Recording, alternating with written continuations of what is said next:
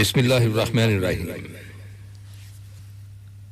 معزز سامعین، ہمیں اپنی زندگی میں اپنے تمام امور کا آغاز بسم اللہ الرحمن الرحیم سے کرنا چاہیے۔ بسم اللہ کی معنی یہ ہے کہ میں اللہ سبحانہ تعالیٰ کے نام سے ابتدا کرتا ہوں، جو الہ ہے، سچا معبود ہے اور تمام تر عبادت کا اکیلا مستحق ہے۔ اور رحمان اور رحیم کے معنی یہ ہے کہ بے شک وہ بہت عظیم اور انتہائی کشادہ رحمت والا ہے، وہ رحمت جو ہر چیز سے وسیع اور ہر جاندار کو عام ہے۔ یاد رہے کہ ہر کام کی ابتدا میں بسم اللہ الرحمن الرحیم پڑھنا سنت اور بہت پسندیدہ عمل ہے۔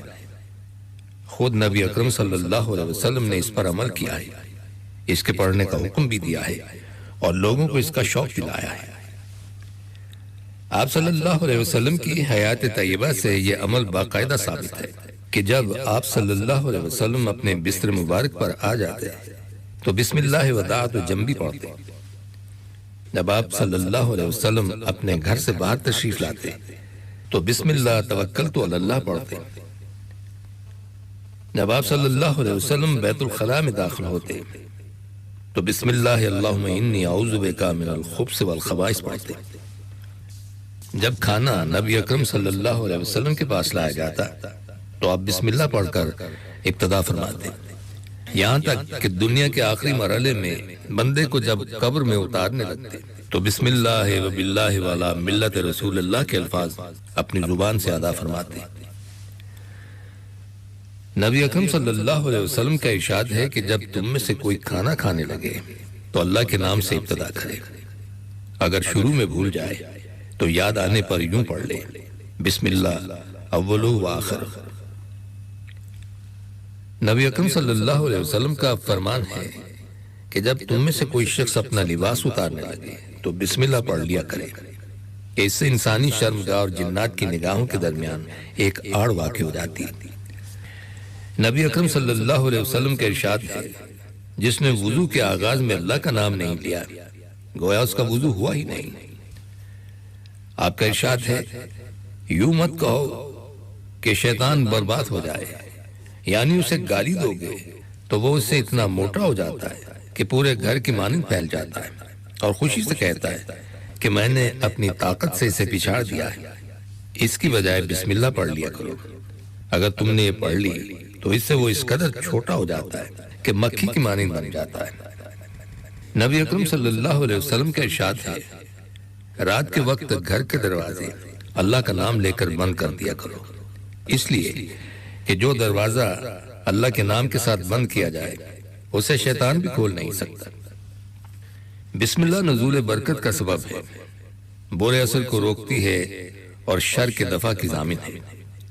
نیز اس کے بارے میں ابن کثیر رحمۃ اللہ علیہ نے نہایت عمدہ بات لکھی ہے کہ ہر کام کی ابتدا میں بسم اللہ پڑھنا امر شرعی ہے تاکہ اس کام میں برکت پڑ جائے، اس کے پورا ہونے کے لیے اللہ کی مدد شامل ہو جائے۔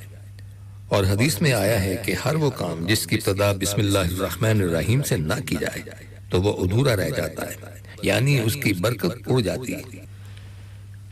انسان کو زندگی میں کوئی بھی نفع بخش کام ضرور اختیار کرنا چاہیے، لیکن اس سے پہلے یہ ضرور سوچ لیجئے کہ وہ کوئی نیک کام ہو یا شرعی طور پر جائز ہو۔ ایسا کرنے سے آپ کو لوگوں کی جانب سے احترام اور عزت ملے گی۔ در حقیقت انسان کا کسی کام میں لگنا ہی زندگی کی رونق ہے، اور بزرگوں کا یہ قول بہت حد تک درست ہے کہ بیکار اور بے مصرف زندگی گزارنے والا انسانوں کے دائرے سے ہی نکل جاتا ہے، بلکہ ایک گوشے میں ساکت و جامد ہو کر وہ حیوانوں یا پھر مردوں کی صف میں شامل ہو جاتا ہے۔ خود نبی اکرم صلی اللہ علیہ وسلم نے زندگی بھر کوئی نہ کوئی کام جاری رکھا۔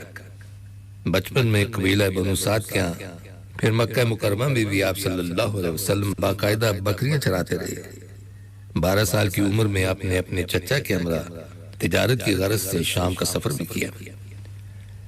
15 سال کی عمر میں جنگ فوجار میں اپنے چچاؤں کو تیر خود تیار کر کے مہیا کرتے رہے۔ غزوہ خندق میں آپ صلی اللہ علیہ وسلم برابر مٹی اٹھاتے رہے۔ جب آپ صلی اللہ علیہ وسلم گھر میں ہوتے تو گھر کے کام کاج میں مسلسل ہاتھ بٹاتے اور شرکت فرماتے۔ آپ صلی اللہ علیہ وسلم کا ارشاد ہے کہ سب سے پاکیزہ روزی وہی ہے جو انسان اپنے ہاتھ سے کماتا ہے۔ بہت سے اہل علم نے لکھا ہے کہ ہاتھ سے کمانا بیکار رہنے اور کھیل تماشے میں لگنے سے بچاؤ کا ایک بہت مؤثر ذریعہ ہے۔ ساتھ ہی ساتھ اس سے بندے کا غرور اور تکبر بھی ٹوٹتا ہے۔ حضرت عمر فاروق رضی اللہ تعالیٰ عنہ کا قول ہے کہ وہ حالت جس میں موت آنا میں اپنے لیے پسند کرتا ہوں یہ ہے کہ میں جہاد فی سبیل اللہ میں مصروف ہوں یا پھر حلال کمانے میں۔ سامعین، یہ بات جان لینا ازحد ضروری ہے کہ کوئی ہنر یا کام جو آپ پوری جانفشانی سے کر رہے ہیں، رزق اس میں قدم نہیں ہے۔ ہاں، یہ ضرور ہے کہ وہ رزق آنے کا وسیلہ اور ذریعہ ہے۔ اصل میں رزق تو اللہ سبحانہ تعالیٰ کے ہاں سے ملتا ہے۔ اللہ سبحانہ تعالیٰ جب کسی چیز کا ارادہ فرماتا ہے تو اس کا کوئی ظاہری سبب بھی پیدا کر دیتا ہے۔ اور یہ بھی جان لیجئے کہ وہ عمل جس سے اللہ سبحانہ تعالیٰ بندے کے فقر کو دور فرماتا ہے وہ کوئی بھی جائز اور نفع بخش کام ہو سکتا ہے، چاہے وہ کام بہت چھوٹا سا اور بظاہر حقیر محسوس ہوتا ہو، یا وہ کام بہت اعلیٰ پیمانے پر ہونے والا اور بظاہر رفیع الشان ہی کیوں نہ ہو، مثلا دکان، زمین، ملازمت وغیرہ۔ یہ رزق کا حقیقی مصدر نہیں ہے، صرف وسیلہ ہے، یعنی یہ رزق دیتے نہیں ہیں بلکہ رزق دیے جانے کا ذریعہ بنتے ہیں۔ رزق تو اللہ سبحانہ تعالیٰ کی طرف سے عطا ہوتا ہے۔ آپ اپنے اہل ثروت لوگوں میں سے بہت سو کے حالات پر نظر دوڑائیے تو آپ کو معلوم ہوگا انہوں نے اپنی زندگی میں کام کی ابتدا بڑے معمولی پیمانے سے کی، پھر رفتہ رفتہ اللہ سبحانہ تعالیٰ ان کو برکتوں سے نوازتا گیا، ان کے مال بڑھتے گئے اور تجارت ثمربار ہوتی گئی۔ اس سلسلے میں ایک اہم پہلو یہ بھی ہے کہ آدمی جس پیشے یا کام کو اپنائے اسے پوری محبت اور لگن سے کرے، اس لیے کہ جو آدمی محبت اور لگن کے ساتھ اپنے کام میں مشغول ہوگا وہی اس کو پوری باقاعدگی اور جانفشانی سے کرے گا۔ صبح سویرے اس کو شروع کرے گا اور دن بھر پورے نشاط اور مستعدی سے اسے سر انجام دے گا۔ اگر ایسا ہوا تب تو یہ امور اس کے لیے برکت، نفع اور کشادگی رزق کا سبب بنیں گے۔ نبی اکرم صلی اللہ علیہ وسلم کا ارشاد ہے کہ میری امت کے لیے صبح کے وقت یعنی دن کے ابتدائی حصے میں برکت رکھی گئی ہے، اور دوسری جگہ نبی اکرم صلی اللہ علیہ وسلم کے اس سے ملتے جلتے دعائیہ الفاظ ہیں کہ اے اللہ میری امت کے لیے صبح سویرے کے اوقات میں برکت عطا فرما۔ اور نبی اکرم صلی اللہ علیہ وسلم کا یہ بھی ارشاد ہے کہ بلا شبہ اللہ تعالیٰ اس بات کو پسند فرماتا ہے کہ جب تم میں سے کوئی شخص کسی کام میں لگے تو اسے پورے وثوق سے کرے۔ اس کی وجہ یہ ہے کہ وہ کام اس کے لیے رزق حلال کا وسیلہ اور سبب ہے، اور اہل علم نے رزق حلال کے فوائد میں لکھا ہے کہ اس سے گفتگو میں شائستگی اور سب امور میں عمدگی آ جاتی ہے، عمر بڑھنے کا ذریعہ ہے، مال میں زیادتی کا سبب ہے، بیوی بچوں کو فرما بردار بناتا ہے اور دعاؤں کی قبولیت کا ضامن ہے۔ اسی لیے نبی اکرم صلی اللہ علیہ وسلم فقر اور تنگ دست لوگوں کو بیکار بیٹھنے یا سوال کرنے کے بجائے یہ ارشاد فرماتے تھے کہ وہ کسی کام کو ذریعہ رزق بنائیں تاکہ اللہ سبحانہ تعالیٰ اسی میں برکت ڈال کر انہیں غنی فرما دے۔ اس لیے بھی کہ کوئی بھی کام یا ذریعہ معاش سوال سے بچنے کا بنیادی سبب ہے، اور آپ صلی اللہ علیہ وسلم نے سوال سے بچنے پر پاکیزہ روزی ملنے کی بات تاکیدی پیرائے میں بیان فرمائی ہے۔ آپ صلی اللہ علیہ وسلم کا یہ ارشاد کتنا خوبصورت ہے کہ جو شخص سوال سے بچنا چاہتا ہے اللہ اسے بچا لیتا ہے، جو شخص استغنا اختیار کرتا ہے اللہ اسے غنی کر دیتا ہے، اور جو شخص صبر کرتا ہے اللہ اسے صبر عطا کر دیتا ہے۔ سامعین، کیسی مصروفیت آپ کو درپیش ہو یا آپ سست روی کا شکار ہو، کسی صورت میں بھی یہ دعائیں پڑھنا نہ بھولیے۔ آیت الکرسی 1 بار، سورہ اخلاص 3 بار، معوذتین یعنی سورہ فلق اور سورہ ناس 3 بار، لا الہ الا اللہ وحدہ لا شریک لہ لہ الملک ولہ الحمد وہو علی کل شیء قدیر 100 بار، سنت سے ثابت کوئی بھی درود شریف 10 بار۔ سامعین، صحت، حفاظت اور شفا کے لیے ہمیں جائز ذرائع کا استعمال کرنا چاہیے۔ اپنے کھانے پینے کی ابتدا بسم اللہ الرحمن الرحیم سے کیا کریں۔ نبی اکرم صلی اللہ علیہ وسلم کا ارشاد ہے کہ جب تم میں سے کوئی شخص کچھ کھانے پینے لگے تو بسم اللہ ضرور پڑھ لیا کرے، اور بسم اللہ برکت کا سبب ہے، اور یہ سبھی جانتے ہیں۔ جس مسلمان کے بارے میں آپ کو علم ہو کہ وہ بیماری یا کسی پریشانی میں مبتلا ہے تو اس کے لیے دعا کرنا اپنے اوپر لازم کر لیں، کیونکہ حدیث میں ہے کہ ایک مسلمان بھائی کی دعا جو پیٹھ پیچھے دوسرے بھائی کے لیے کی جائے وہ ضرور قبول ہوتی ہے۔ اس کے سر کے قریب ایک فرشتہ متعین ہوتا ہے، جو ہی یہ شخص اپنے اس مسلمان بھائی کے لیے دعا کرتا ہے تو فرشتہ آمین کہتے ہوئے یہ دعا کرتا ہے کہ آپ کے حق میں بھی یہ دعا قبول ہو۔ بس یوں آپ کی دعا آپ کے بیمار بھائی کے لیے ذریعہ شفا اور آپ کے حق میں سبب عافیت بن جائے گی۔ نبی اکرم صلی اللہ علیہ وسلم کا ارشاد ہے کہ روئے زمین پر سب سے بہترین پانی آب زمزم ہے۔ زمزم کا پانی جس مقصد کے لیے پیا جائے وہ پورا ہو جاتا ہے۔ آپ کا ارشاد ہے زمزم کھانے کے طور پر پیا جائے تو کھانے کا کام کرتا ہے، اور بیماری کے لیے پیا جائے تو شفا حاصل ہوتی ہے۔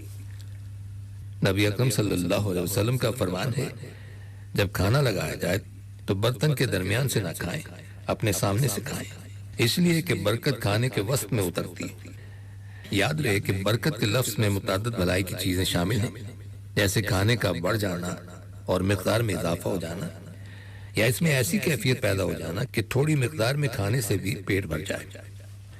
اپنے گھر میں بھائیوں کے ہمراہ یا دوست احباب کے ہاں جب بھی کھانا تناول کریں تو اکٹھے ہو کر یعنی مل کر کھائیں۔ نبی اکرم صلی اللہ علیہ وسلم کا ارشاد ہے کھانا مل کر کھاؤ اور اللہ کو یاد کر کے کھایا کرو، وہ تمہارے لیے اس میں برکت ڈال دے گا۔